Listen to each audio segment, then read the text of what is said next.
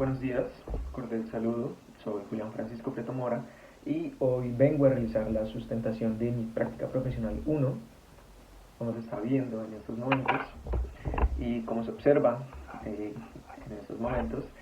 Ese es el lugar donde yo realicé mi práctica profesional. El nombre, poco extenso, es Complejo Carcelario y Penitenciario con Alta y Mediana Seguridad de Ibagué y Caleña. Incluye pabellón de reclusión especial Coiba. Sí, todo eso. Cuenta con 3 estructuras principales, 7 bloques, aproximadamente 34 pabellones, 5 de sindicados y 29 de condenados, pues por lo que nosotros interactuamos. Una población variante de más o menos unos 5.000 internos. Varía todos los días, entonces realmente nunca podemos llegar a saber con cuántos contamos en ese momento. Bueno, yo me desempeñé en lo que era el área psicosocial, específicamente en el CET. Esto traduce, bueno, estas son unas siglas, esto traduce Centro de Evaluación y Tratamiento. Nosotros nos ubicábamos más que todo en el bloque 1, ahí estaban las oficinas, pero nosotros, tanto los practicantes, pero específicamente nosotros los del CET, teníamos acceso a todos los bloques. En mi caso alcancé a ir a todos los bloques. En cuanto a los ejes de acción, en cuanto al plan diagnóstico para la intervención, tenemos que se manejan 3 ejes, que es un eje preventivo, un eje de asertividad y un eje de identificación. El eje preventivo pretende el cambio sociocultural como medio afectivo de mejoramiento de la comunidad. Esto se logra a través de actividades lúdicas y campañas donde se brinda información importante, como lo son los hábitos saludables de convivencia, integración, etc. También tenemos un eje de asertividad, que es dejar que los demás sepan lo que se piensa y siente, de manera que no sea ofensivo y que al mismo tiempo permita expresarse cómodamente. Finalmente, tenemos un eje de identificación, la identificación de los pensamientos razonables y no razonables, o racionales e irracionales, su relación con su emoción y su conducta. Uno de los mayores problemas que se evidenciaba es que muchas veces ellos no saben controlar sus emociones, no saben autorregularse. Dificultaba un poco lo que era el trabajo. Claro está que todo se sustenta bajo unos referentes teóricos. En mi caso quise resumirlos en 3. ¿Sí? Tenemos lo que es la psicología social comunitaria, el síndrome del encarcelamiento o prisionalización, depende del autor, y el enfoque cognitivo-conductual. Okay, primero, tenemos lo que es la psicología social comunitaria. Según Musitu, y en su vasta experiencia, básicamente lo que nos dice es: la psicología social comunitaria en Latinoamérica se enfoca más que todo como en trabajar con las personas, diferente a lo que se hace como tal en Estados Unidos, en las comunidades anglosajonas, angloparlantes. Ellas se enfocan como tales en resolver la problemática social. Acá no, acá se ataca directamente como tipo la consecuencia. Tenemos el síndrome del encarcelamiento o prisionalización. Acá les estoy poniendo el autor, bueno, uno de los autores, de los varios autores en los que me basé. Básicamente es como un resumen de todo.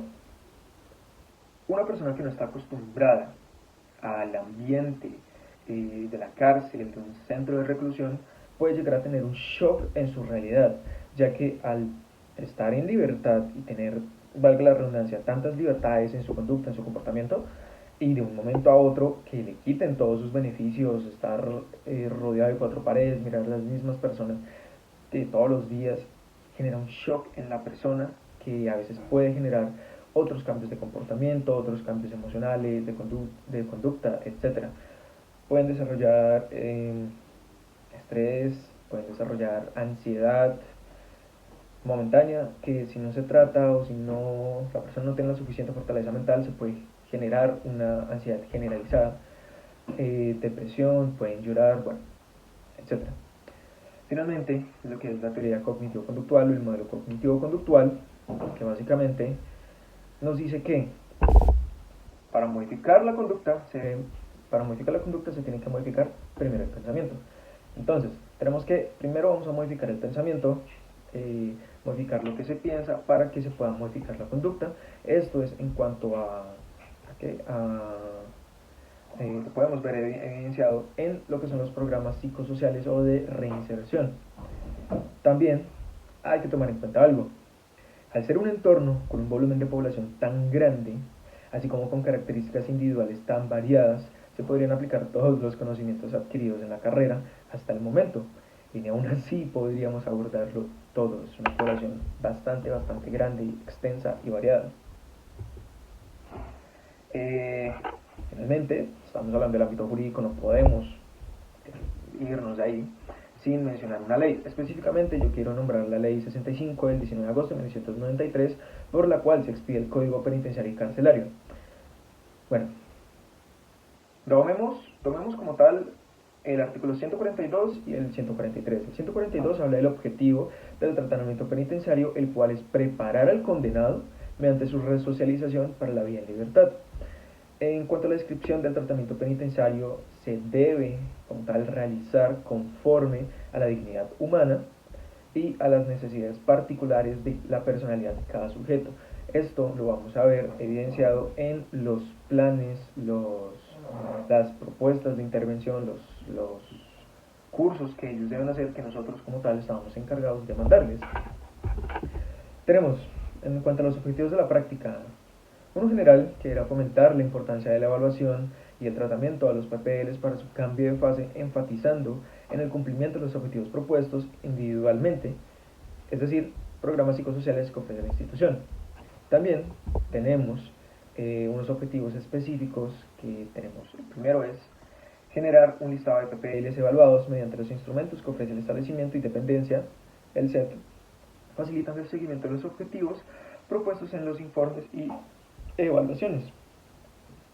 También teníamos que enfocarnos en la promoción de los programas psicosociales con que cuenta el establecimiento, para que cada PPL pueda cumplir con los objetivos terapéuticos propuestos para el cambio de fase. Ellos tienen libertad, pero ellos pueden acceder a cualquier programa psicosocial de reinserción, pero nosotros como tal les mandamos unos en específico, sin los cuales, si ellos no presentan el certificado de que se aprobó, no se les puede hacer el cambio de fase. Es un requerimiento. Finalmente, tenemos brindar acompañamiento psicológico dentro de lo posible como practicante a los PPL que lo requieran, tomando en cuenta sus circunstancias individuales, así como remisiones de los PPLs que lo requirieran. Bueno, en cuanto a metodología, a nosotros se nos daba un listado de PPLs a evaluar y clasificar. Primero nosotros les creábamos, les imprimíamos y les aplicábamos el instrumento IBIC, que es el que se está presentando en estos momentos. Hay dos ejemplos. Se ve la información como tal de los PPLs, una información básica, sobre todo con el nombre, apellido y la foto y el NU. Podríamos identificar a cualquiera de ellos y verificar que efectivamente fueran ellos, ¿sí? Para evitar que alguien pues, suplantara su identidad e respondiera los cuestionarios otra persona. También, este es un ejemplo de consentimiento informado. Este es el consentimiento informado que nosotros utilizábamos como tal allá. Consta específicamente de 3 partes, 4. Una donde se explica pues más o menos brevemente cómo en qué se basa en cuanto a leyes, uno de uso y confidencialidad de los datos, el modelo de tratamiento cognitivo-conductual, una revocatoria del consentimiento, que es que ellos, básicamente, ellos están en toda la potestad de desistir del tratamiento. Se firma un desistimiento que posteriormente se verá, pero ellos firman un desistimiento para no seguir con el tratamiento penitenciario. Tenemos una entrevista estructurada. Esta entrevista estructurada consta de 11 factores,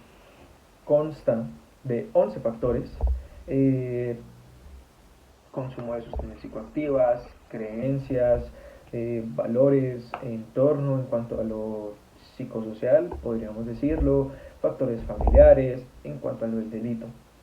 También tenemos, en cuanto a los resultados, no se creó uno, se crearon varios listados de los PPL a evaluar. También para eso teníamos que hacer unos conceptos psicosociales en base a las entrevistas realizadas, PMR, que es algo de lo que yo me encargué, ¿sí? Específicamente de observación alta, ya lo mostraré, las revisiones a sanidad y recibidos y el acompañamiento psicológico. Bueno, a la izquierda se nota un cuadro la captura de pantalla de un listado en Excel de los PPLs. Hay unos que están en verde, hay otros que están en rojo. Los que están en verde son los que ya teníamos el concepto o ya estaba totalmente cerrado. Los de rojo eran los que necesitábamos hacerles el concepto, hacerles la entrevista, o que ya se estaba, pero estaba pendiente o faltaba alguna cuestión. El deber ser y la idea era que, como se muestra junto a él, es que todos estuvieran en verde, lo que significa que todos estaban con concepto, con IBIC subido, con las respuestas del IBIC subido, etc. Plan de mejoramiento de la regional. Como se está observando en estos momentos, es un listado de varios PPLs, o sea, personas privadas de la libertad, con el año en el cual se les debió haber hecho el NU, el apellido del nombre, junto con el patio respectivo. Cuando me pasaron eso, a mí me correspondió imprimirles, hacerles las entrevistas, subir los resultados de las entrevistas y del IBIC al sistema CICIPEC. Algo que pasaba es que nosotros a veces revisábamos y nos dábamos cuenta que en el sistema sí aparecía, perfecto, ok, pero íbamos a los patios y no estaba, no se encontraba, sucedía algo. Nos pasó varias veces, entonces eso entorpeció un poco el trabajo. También, este es un ejemplo de un concepto psicosocial, el cual nosotros trabajamos. Eso está completo, está el nombre, edad y ciudad de procedencia, junto con distintos factores: observación del estado mental, familia, consumo de sustancias psicoactivas, aspecto social. También hablábamos de problemas para adaptarse al régimen interno del establecimiento, delitos, etc. También del nivel del principio de riesgo, que eso como tal lo sacábamos de cuando ya se cerraba el IBIC, cuando ya se subía toda la información del CICIPEC, a nosotros nos arrojaba una cartilla. En esa cartilla nos arrojaban unos resultados y esos resultados teníamos que ponerlos en el concepto psicosocial para cerrarlo. Normalmente era lo último que se hacía. Finalmente tenemos el plan de intervención, que se divide en objetivos terapéuticos, estrategias de intervención y criterios de éxito, que en resumidas cuentas es el plan, el programa como tal al que ellos se deben meter, pasarlo. Criterios de éxito, ellos tienen que tener como tal aprobado el programa junto con la actividad que ellos están realizando en el patio y una conducta bastante buena para poder pasar de fase, para ser reclasificados. También teníamos unas remisiones a sanidad. Tenemos, este es un ejemplo, normalmente yo las hacía lo que era a mano. Ahí tenemos pues distintas características, podemos notar que ahí estaba la huella de PPL. Normalmente cuando notábamos todo, como se ve en el otro lado, a veces hacía falta espacio, entonces teníamos la parte de atrás donde teníamos que especificar el número con la información. También tenemos lo que es el recibido de la remisión a sanidad. Acá básicamente poníamos el nombre del PPL, la cédula del PPL y la razón por la cual estábamos remitiendo a sanidad. Esto se tenía que hacer en la sanidad de cada bloque perteneciente al condenado. Finalmente teníamos lo que es el acompañamiento psicológico, que realmente nosotros no teníamos como tal una estructura para hacerlo. No lo hacíamos normalmente, pero sí lo hacíamos en la medida de lo posible, ya que con tanta carga de trabajo era bastante difícil el trabajo, bastante complicado.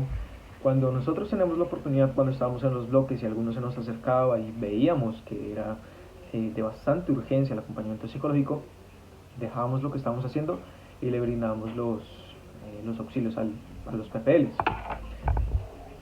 En cuanto a conclusiones, bueno, tenemos, como se observa, distintas conclusiones, las cuales son: en este campo de práctica se identificaron las necesidades de personal, falta del mismo y la influencia en la demora en los cambios de fase. Era un problema constante que nos decían ellos. El acompañamiento y la labor de los practicantes de psicología fue bien recibido por los PPLs, nos agradecían demasiado. También se vio una mejoría y agradecimiento por parte de los internos en cuanto a la manera de evaluarlos, intervenirlos, realizar los cambios de fase y la interacción general con ellos. Finalmente tenemos lo que son las competencias adquiridas. En cuanto a competencias adquiridas en esta primera práctica, creo que puedo resaltar estas cuatro principales. Primero tenemos la escucha activa, el análisis del lenguaje no verbal y el manejo de grupos. Todo esto venía relacionado. A veces debíamos hacer las evaluaciones individualmente, a veces debíamos hacer las evaluaciones grupales. En cuanto al análisis del lenguaje no verbal, pues teníamos que identificar de pronto si en la entrevista el PPL o la PPL se sentía indispuesto o no se sentía cómodo o a gusto con la manera en cómo estábamos llevando la entrevista. Entonces teníamos que analizar bien la situación y teníamos que irnos como por otro lado para que la persona se sintiera cómoda y nos siguiera brindando la información que necesitábamos, al mismo tiempo que le estamos brindando un buen servicio. También tenemos la aplicación de instrumentos y entrevistas, fue lo que más se hizo, full entrevistas, full aplicación de Livic, full aplicación de instrumentos. Entonces fue una competencia bastante presente que yo realmente entrené mucho.